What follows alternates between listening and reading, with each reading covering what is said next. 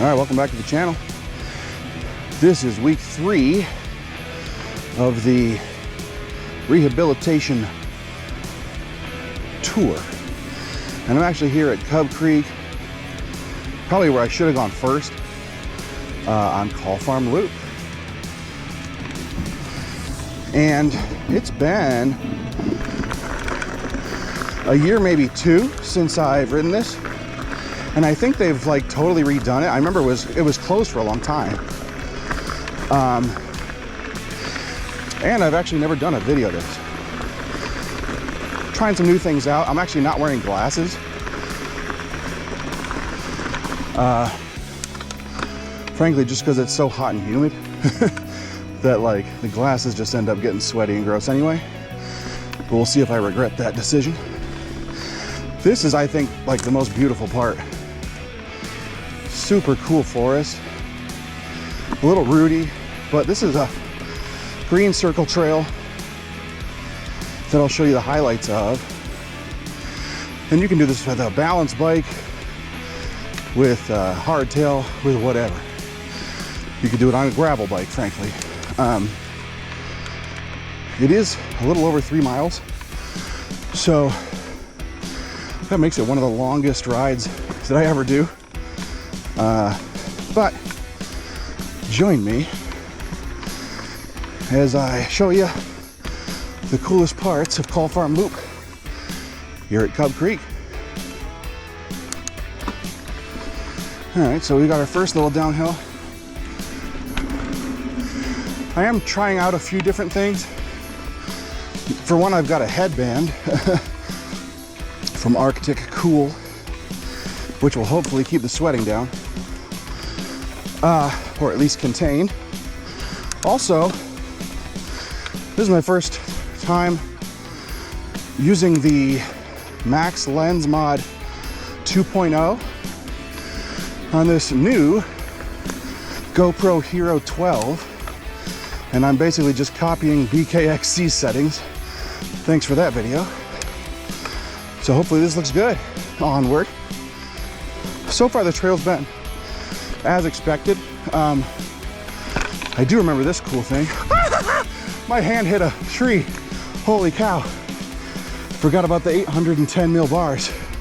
I almost went over the bars there. Eek. All right, time to get my mind right. Let's exit the first part of the loop. Now I'm on the far west side of the park. And I remember there being like a big swoopy downhill somewhere. Yeah.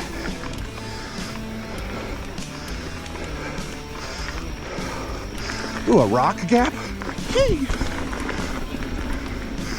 Chickened out? Yes. I recall this. You get a little bit of a downhill, then probably the hardest part of the trail. It's granny gear time. Shifting timing is still in process, but it's also, that's the hardest thing in the whole trail, so you can do it. So shortly after that is some nice kind of shallow berms, and I can remember when these seemed impossible. Still not doing them perfect, but they're pretty tight, but they really help you practice like getting all of your preparation done before you're already in the turn. And what you want to do is not brake at all in the turn itself, but do so beforehand and lean the bike. Not going fast or anything, but given how tight the turns are, it's actually pretty hard to not touch the brakes. Ooh, this is a tight one. Yay. Yeah, I mean, I can remember when I was first starting out, I was like, I don't get how anybody can do this.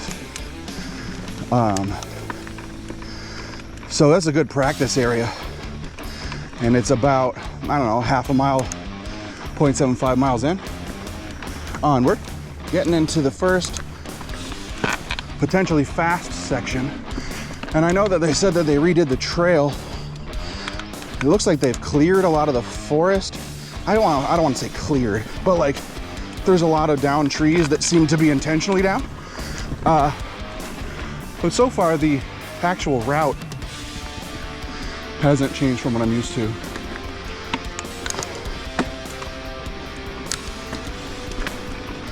So we get some downhill, more of those tight berms.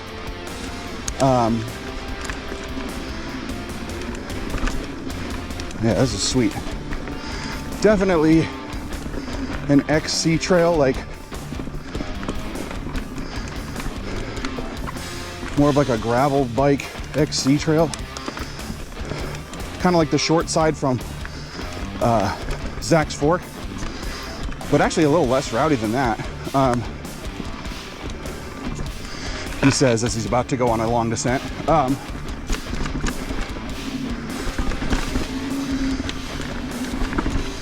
So this is a great first time mountain biking trail. And I think the routes are what surprise people. And in particular, the fact that you can just ride over roots.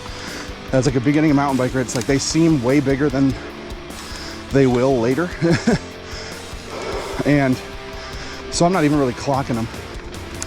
With roots, you just want to ideally go perpendicular to them. Hey, I wanted to ask you guys something. For about a year and a half now, I've experienced numbness in my left fingers almost every time I ride. And I thought it was, you know, like gripping onto the bars too tight, but it never happens on my right side. Plus, more recently, I want to say like every day I wake up, one or both of my hands, like the fingers are numb.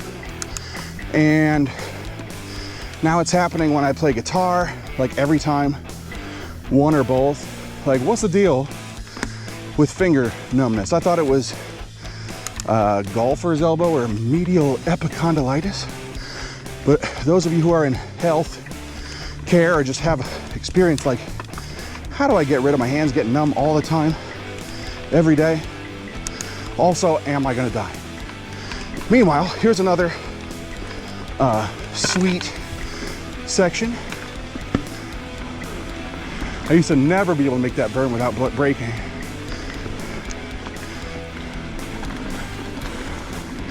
That's the other thing with berms, is you gotta look where you're going. Like, don't focus on the berm itself, but the exit of it. So I'm tilting my head now, and the bike just happens to go around with no problem. A second ago, I was talking about playing guitar.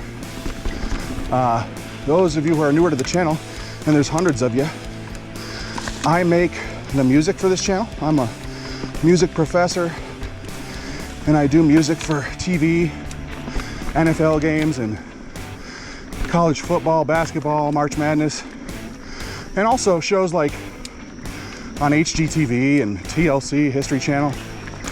I'm working on a new track. I don't think it'll be available when this video comes out, as I'm filming, but it seems like every summer I get a little bored and I do a track in the style of like Tool or Dream Theater or Alice in Chains, and the next one's gonna be all of them combined. I'm super excited. I'm tracking it now, the day I film this, so hopefully you enjoy it when it comes out. Woo!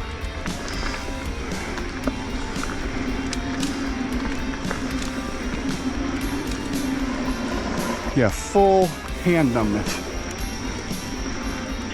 Dislike. All right, I remember this being one of the most fun parts of the trail. There's a big berm that shoots you out. I think there's like a root you can jump over. Here we go.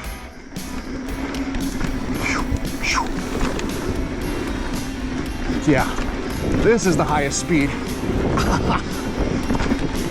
of the trail. Yes! Love it.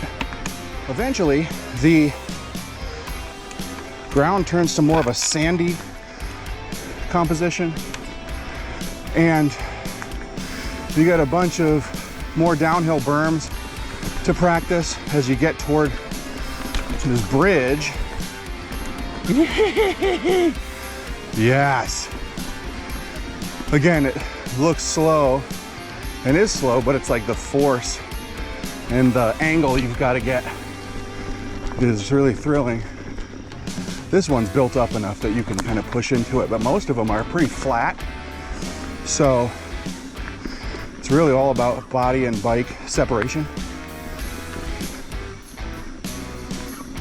and looking where you're headed. Oh yeah, tiny little rock garden or cement block garden. I remember when they were putting that in. That's cool. One thing about this trail is it does get wet very easily. Very often, this is the only trail that's closed here at Cub Creek. All right, so once you exit the woods, you get here to this sweet bridge. I'll probably play around on it. It's super bouncy and fun. And from there, you can either go across the bridge and hit like Tornado Alley when it's open, or you can do a jailbreak loop, go to a different parking lot. But Call Farm Loop is actually behind the camera right now. It continues on more of like a sandy, like right by this babbling brook I've got next to me. And eventually it leads to that forest that you came in on, and you just go the opposite way over the bridge back to that parking lot, which is what I'm going to be doing. But this is kind of the nexus to the whole trail system, and it's also, I think, the most beautiful spot, so it's a good place to end. Anyways, cheers. See you next week here on Descend at Best.